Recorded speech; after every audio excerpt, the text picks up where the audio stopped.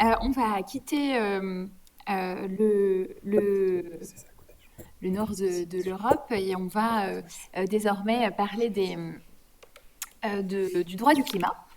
Et du coup, Mathis Châtaignier, qui est donc étudiant en master de droit des organisations internationales, va vous parler de la place des énergies marines dans le droit du climat, notamment dans les décisions des COP et dans les contributions déterminées au niveau national des parties à l'accord de Paris et à la Convention cadre des Nations Unies sur les changements climatiques.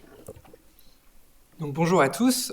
Déjà, je voulais évidemment remercier les professeurs Chiara Neri, Pascal Ricard et Madame Lebeau-Ferrarès de me laisser l'opportunité de vous présenter mon travail sur la place des énergies marines dans les COP et les contributions. Donc évidemment, c'est une première pour moi, donc je compte un peu sur votre indulgence. Donc, afin de comprendre l'ampleur de la tâche qui m'a été donnée d'accomplir, j'aimerais partir d'un postulat assez simple, ou du moins limpide, celui du GIEC. En 2023, dans son 6e rapport d'évaluation, le groupe d'experts intergouvernemental sur l'évolution du climat alerte sur une augmentation de 0,88 degrés des océans pour la période 2011-2020. Qui plus est, le résumé à destination des décideurs explique qu'il est sans équivoque que l'influence humaine a réchauffé non seulement l'atmosphère et la Terre, mais également l'océan. Cependant, tout n'est pas perdu d'avance, puisque les océans ont un rôle à jouer dans la lutte contre le changement climatique, que les États en prennent conscience ou non, comme je vais tenter de vous le démontrer. Donc posons d'abord le cadre de cette place des énergies marines renouvelables en droit. L'article 56 de la Convention sur le droit de la mer de 1982 accorde aux États des droits souverains concernant les activités tournées vers l'exploration ou l'exploitation de la zone économique exclusive, et ce, à des fins économiques. L'exploitation énergétique définie par Madame Lebeau-Ferrarès dans son traité des énergies renouvelables, soit l'ensemble des actes permettant de transformer une ressource en énergie finale, est donc envisageable. L'objectif, en ces termes, est alors de tirer profit des mers et des océans afin de créer une énergie renouvelable, c'est-à-dire une ressource naturelle dont les réserves sont naturellement inépuisables et qui se reproduit en continu. Donc, dans sa directive du 23 avril 2009 sur la promotion de l'utilisation de l'énergie produite à partir de sources renouvelables, l'Union européenne précise que les énergies marines renouvelables utilisent, je cite, l'énergie présente dans les océans et les autres masses d'eau sous forme de vagues, de courants marins, de marées, de gradients thermiques des océans ou de gradients de salinité. L'article 2 intègre d'ailleurs l'énergie marine au nombre des énergies produites à partir de sources fossiles renouvelables.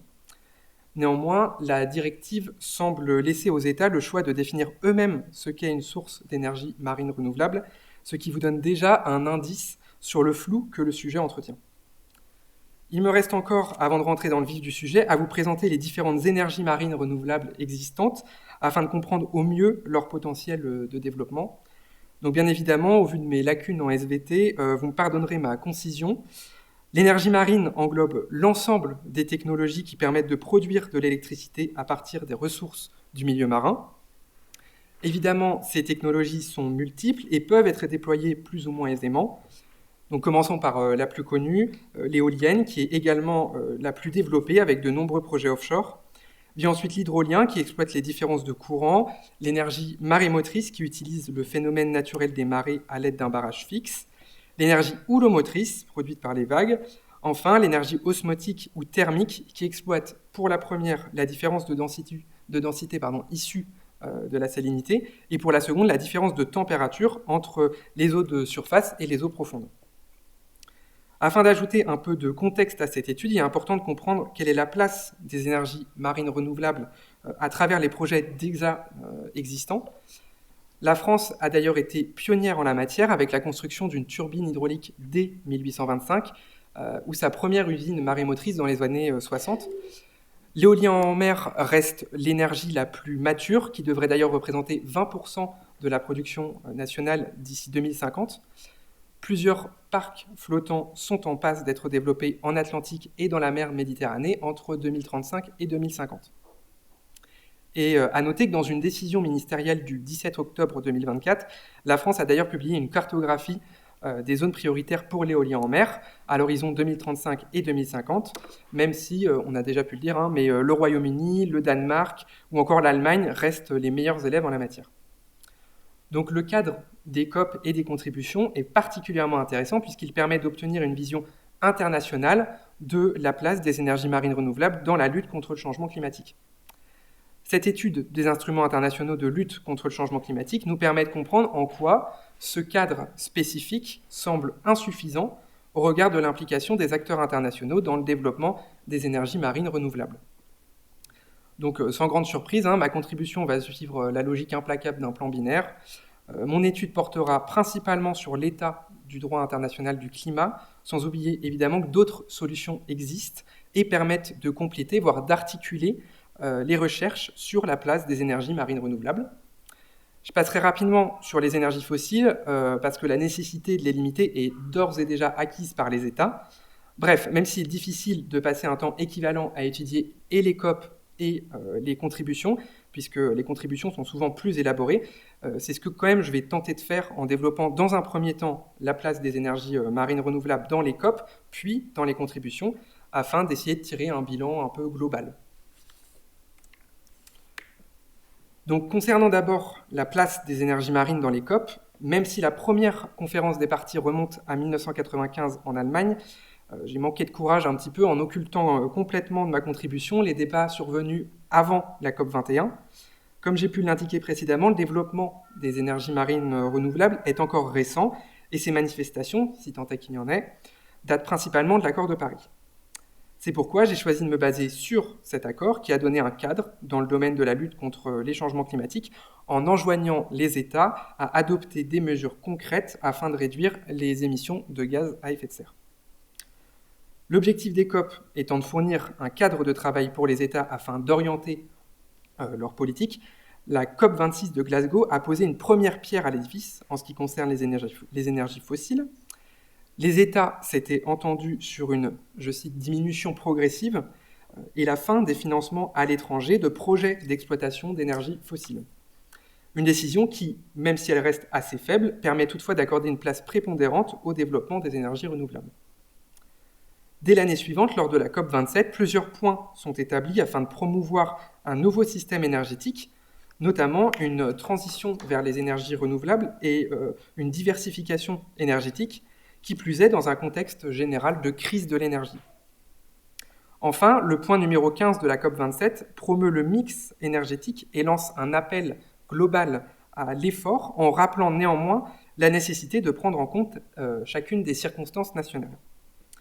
Une diversification qui pourrait donc passer par les énergies marines renouvelables, même si la COP27 se contente de faire référence à l'accord de Paris en promouvant un système de faible émission d'énergie à l'aide d'énergies propres.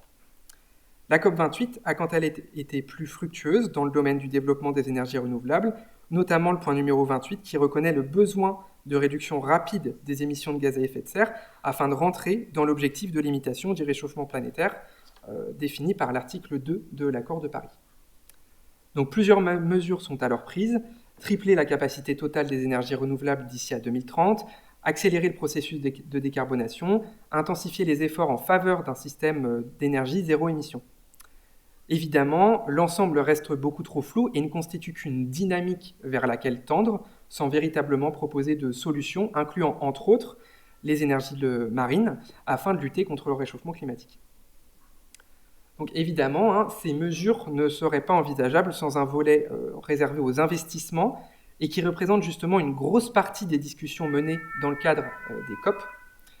Dès la COP 22, les États s'accordent sur une augmentation de l'investissement dans les énergies renouvelables au sein des pays développés, ce qui a indéniablement amené à une hausse des investissements privés dans les énergies renouvelables, et ce dès 2015. La COP 26 avait d'ailleurs permis de finaliser un pan non négligeable de l'accord de Paris en établissant une logique de marché appliquée à l'échange de réduction d'émissions afin que les États puissent respecter leurs contributions et donc le cadre de la COP 21. Dans les COP suivantes, les États s'attardent à rappeler les objectifs d'investissement, mais sans jamais véritablement définir les destinataires ou du moins les domaines bénéficiant de ces appels d'offres. En 2022, en rappelant le cadre de l'accord de Paris, les États expliquent que plusieurs milliards de dollars devrait être investi dans les énergies renouvelables chaque année, jusqu'en 2030, tout en soulevant la problématique de l'accès aux énergies pour certains continents. L'année suivante, lors de la COP28, l'estimation du coût annuel des besoins d'adaptation d'ici à 2030 est revue à la hausse dans son point numéro 68 et prévoit même un financement échelonné jusqu'en 2050. De plus, il était convenu d'établir un tri parmi les subventions accordées envers l'appauvrissement énergétique et la transition juste, signe donc que le système de financement reste plutôt bancal. En 2024, l'accent est placé sur le soutien financier des pays en développement, mais encore une fois, sans répartition ni mention des domaines au sein desquels ces investissements peuvent prendre effet. En somme, certains scolaires s'interrogent quant au développement d'un marché de l'électricité produite par les énergies marines renouvelables. Je vous renvoie d'ailleurs sur ce sujet à la thèse de Séverine Michalak sur les spécificités juridiques de ces énergies et leur mise en valeur.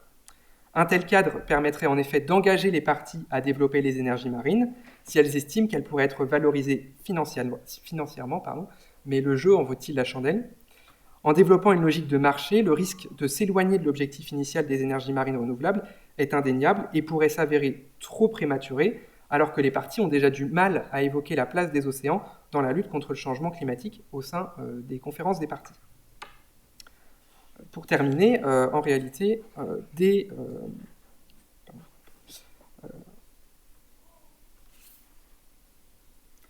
la COP21, les États ont décidé de mentionner l'importance de l'océan, mais surtout de sa protection, en liant cet aspect bien spécifique avec l'accès équitable aux ressources renouvelables, charge aux États de définir les mesures. L'initiative Because the Ocean, signée en 2015 dans le cadre de la COP21, marque une étape en faveur de cette protection.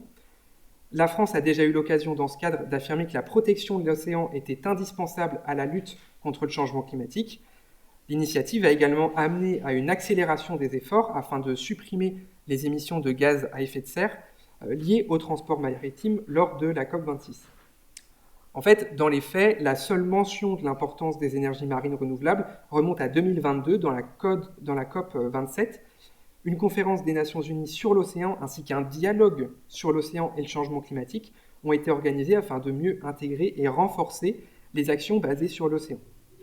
Au travers de ces deux événements connexes, il a été établi qu'il fallait encourager les parties à utiliser des solutions climatiques basées sur l'océan afin d'atteindre leur objectif, à la fois dans les contributions déterminées au niveau national, ça c'est ce qu'on verra un peu plus tard, mais aussi dans leurs rapports nationaux de transparence et leur communication sur l'adaptation. Plus largement, les acteurs financiers sont appelés à investir dans les actions climatiques basées sur l'océan et les États sont enjoints à aider les pays en développement afin qu'ils adoptent les mesures basées sur l'océan en faveur de l'action climatique. Enfin, dans ce même cadre, les Nations Unies ont également été enjoints à promouvoir la synergie en faveur d'actions climatiques basées sur l'océan, mais à des échelles plutôt nationales. C'est donc l'unique mention véritable de l'océan et de son impact positif sur la lutte contre le réchauffement climatique, en addition avec les objectifs de réduction des émissions, que j'ai déjà mentionné plus tôt, que vous retrouverez d'ailleurs à cette échelle.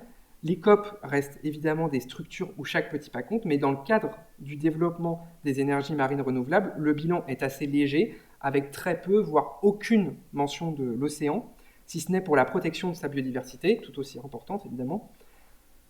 Difficile alors de ne pas évoquer dans cette perspective la place des autres régimes juridiques applicables que je n'ai pas forcément le temps de traiter ici. Je pense en particulier à l'Agence internationale pour les énergies renouvelables qui fournit un travail non négligeable avec des rapports réguliers sur l'état de la transition énergétique. Donc, en résumé, pour terminer sur cette première partie, les dispositions sont très floues et laissent aux États une grande part d'autorégulation. Reste à savoir s'ils jouent le jeu et se servent du cadre établi afin de faire émerger des politiques d'énergie marine renouvelable au niveau national. C'est ce qu'on va voir donc, dans une deuxième partie. Donc, en effet, comme vous pouvez le constater, les COP ne sont donc pas très loquaces concernant le développement des énergies marines renouvelables. Les accords préfèrent renvoyer à des politiques nationales plus à même de véritablement faire avancer ces nouvelles technologies. C'est pourquoi il peut s'avérer intéressant d'étudier les contributions déterminées au niveau national produites par les États. Donc, pour apporter un peu de contexte, avant de rentrer dans le vif du sujet, ces contributions ont d'abord été mentionnées dans l'accord de Paris. Auparavant, ces mêmes contributions étaient seulement envisagées comme des documents de préparation au COP, mais la décision 1CP19 invitait, je cite, toutes les parties à engager ou amplifier les préparatifs internes de leurs contributions prévues, déterminées au niveau national. Avant cette décision, les parties établissaient leurs contributions de façon plus lacunaire, en respectant principalement leurs propres intérêts, puisqu'aucune valeur juridique n'était véritablement reconnue. La COP21 a donc permis une nouvelle fois de poser un cadre, notamment à travers son article 4.8, qui dispose que la communication doit être hautement transparente.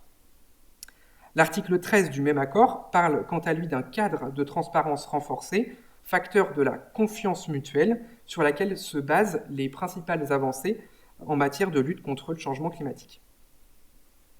Donc ces contributions, elles permettent de jauger les dynamiques nationales en faveur de la lutte contre le changement climatique.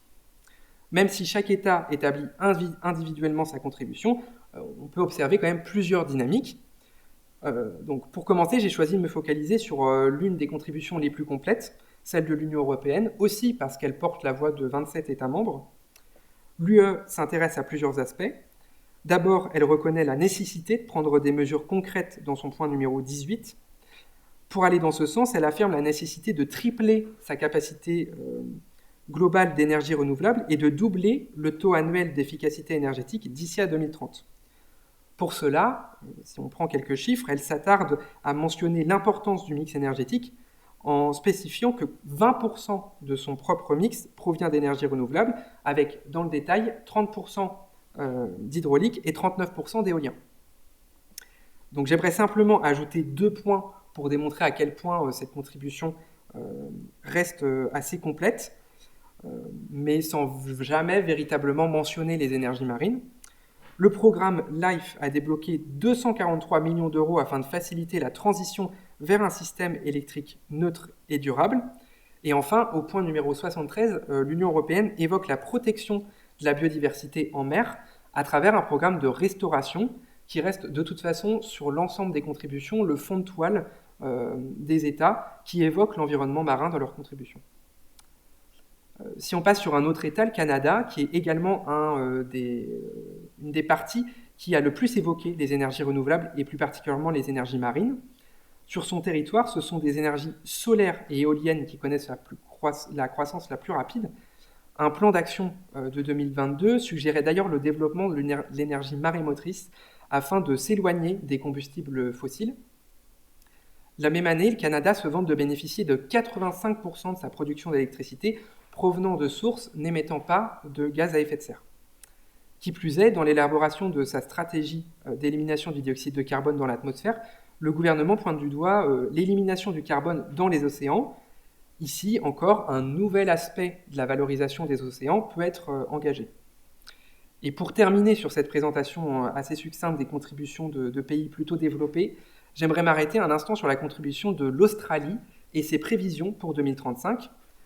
L'Australie entend utiliser les océans à bon escient en délimitant 6 aires au sein desquelles les éoliennes offshore pourraient voir le jour. 5 à 11% des stocks mondiaux de carbone bleu seraient contenus aux abords de l'Australie. Et récemment, en janvier 2026, dans cette même dynamique, un plan australien de développement des océans a été lancé afin de montrer la voie, notamment en protégeant et en restaurant les écosystèmes de carbone bleu, signe donc que certains États commencent à comprendre et entendre surtout l'importance des océans dans la lutte contre le changement climatique. Évidemment, cette étude ne serait pas complète sans l'analyse des contributions des principaux pays exploitants de ces énergies fossiles, dont certains pays émergents. Donc tout d'abord, les Émirats arabes unis, qui font partie des 10 plus gros producteurs de pétrole au monde, mais qui reconnaissent cependant l'urgence de la crise climatique, notamment l'impact sur les températures et les niveaux océaniques. A contrario de nombreux États, les Émirats arabes unis reconnaissent le rôle des océans dans la régulation climatique des écosystèmes à travers le lancement d'une initiative visant à protéger les élimes des sables, qui sont en fait une plante qui séquestre le carbone.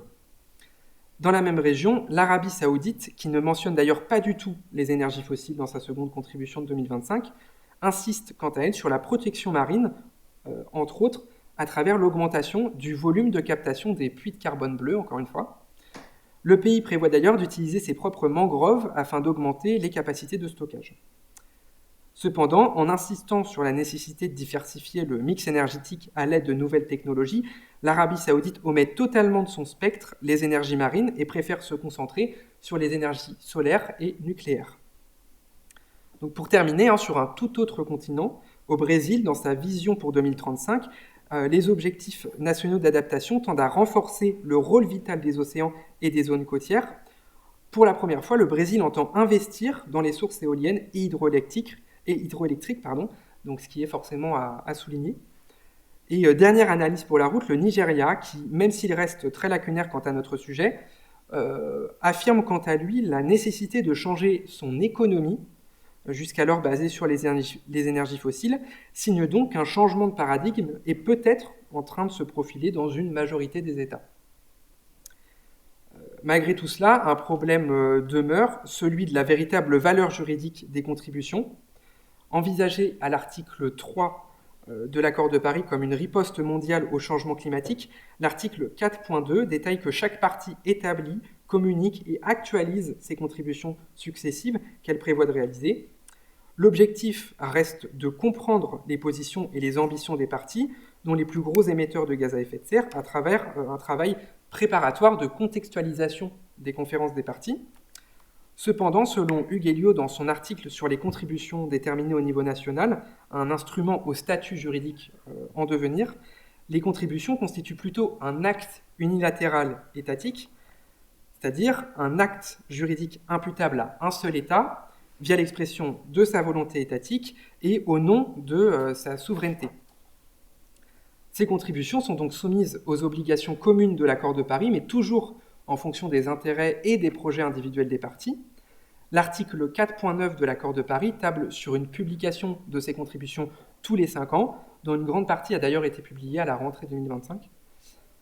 De manière générale, les contributions portent sur l'atténuation, l'adaptation et l'assistance en faveur de la lutte contre le changement climatique, qui peuvent être appréciées objectivement. A contrario, l'ambition d'un État reste une notion plutôt subjective qui questionne donc quant à la possibilité de contester, voire de critiquer ces actes étatiques. D'ailleurs, les travaux du groupe de travail spécial sur l'accord de Paris montrent en effet une volonté de préserver la souplesse initiale de l'accord de Paris et donc le caractère subjectif des ambitions, plutôt que de véritablement conditionner le fond des contributions. En somme, le statut d'acte unilatéral étatique des contributions n'implique pas d'obligation de précision et vide donc un peu de sa substance la possibilité de développer des droits et des obligations à leur encontre. Concrètement, l'implication des États dans ce processus est à géométrie variable. C'est le cas par exemple de l'Inde avec pour sa première contribution en 2022, seulement 3 pages. D'autres États préfèrent quant à eux renvoyer à des politiques locales plus à même de traiter du développement des énergies marines renouvelables. Par exemple, le Royaume-Uni, qui évoque à plusieurs reprises le plan maritime du Pays de Galles. Cardiff souhaite s'ériger en promoteur des énergies marines renouvelables à travers un investissement concret dans les technologies et plusieurs phases de tests sur le territoire, avec un accent ici tout particulier sur le lien avec les nouvelles générations d'énergie nucléaire côtière. Donc un signe donc, que peut-être il serait plus facile d'envisager une action locale plus que nationale, voire internationale. Donc, en définitive, et comme vous l'avez sans doute remarqué, l'étude de la place des énergies marines dans les COP et les contributions s'avère complexe, ou du moins est loin d'être linéaire. Leur présence dans les conférences des parties est anecdotique, tant les parties ne souhaitent pas s'imposer un cadre trop restrictif, et dans les contributions, seuls certains États jouent le jeu. La place des énergies marines est donc encore à l'état embryonnaire, mais les quelques mentions déjà existantes pourraient permettre d'ériger les océans en espace de valorisation par l'adaptation au changement climatique. Pour ce faire, plusieurs hypothèses peuvent être envisagées pour engager les États à utiliser ces instruments juridiques internationaux afin de promouvoir les énergies marines. La plus intéressante serait peut-être celle contenue au paragraphe 427 de l'avis consultatif, de la Cour internationale de justice concernant les obligations des États en matière de changement climatique, que vous voyez juste derrière moi. La responsabilité de l'État pourrait être engagée et le fait internationalement illicite serait conditionné par l'absence de mesures liées aux énergies marines renouvelables dans le cadre de la lutte contre le réchauffement climatique. Mais bon, encore une fois, il y a plusieurs problématiques qui subsistent, notamment concernant le financement des raccordements de l'énergie au réseau terrestre, ou encore la place de ces énergies au sein de zones économiques exclusives qui sont souvent disputées, comme on a pu l'évoquer, ainsi que aussi la remise en état des sites à la fin de l'exploitation. Donc, juste pour conclure, terminer, à voir donc ce que nous réservent les prochaines COP, mais à noter déjà que les sénateurs ont approuvé à la fin du mois de janvier 2026 une proposition de loi relançant l'exploitation des hydrocarbures et donc leurs bénéfices financiers en Outre-mer. Encore une fois, un signe que même les États du Nord ne sont pas totalement prêts à tout miser sur les énergies marines renouvelables et que leur avenir reste encore en suspens. Merci pour votre écoute.